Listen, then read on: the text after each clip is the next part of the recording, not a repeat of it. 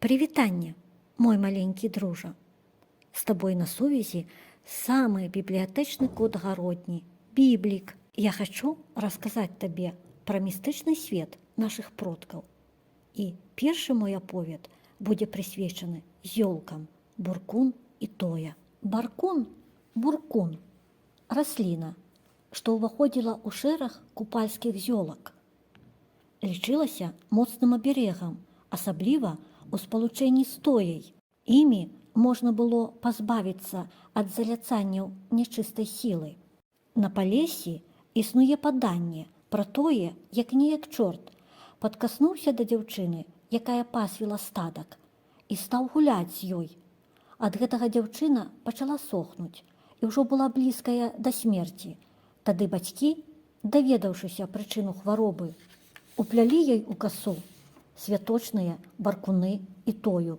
Нячысцік, больш не маючы доступу да дзяўчыны, толькі разлавана прамовіў: «Каб не буркун да Тоя, то была б дзеўка моя», і знік назаўсёды.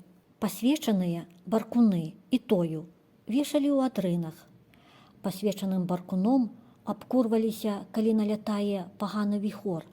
Яго вешалі на шыю карове, калі ёй нешта рупіць, што яна аж мокрая становіцца.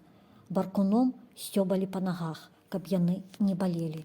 Баркун і Тоя – абавязковыя атрыбуты букетаў на яблычны спас. Дык вось, магічная зёлка Баркун – гэта доннік. Расце абапал дарог альбо ў жытнім полі. Кветкі звычайна белыя і жоўтыя, ружовыя сустракаюцца вельмі рэдка. Па ўяўленню нашых продкаў, баркун, калі ён ідзе ў пары з Тояй, то Тоя падвойвае яго сілу ўдвая. Другая магічная зёлка – Тоя.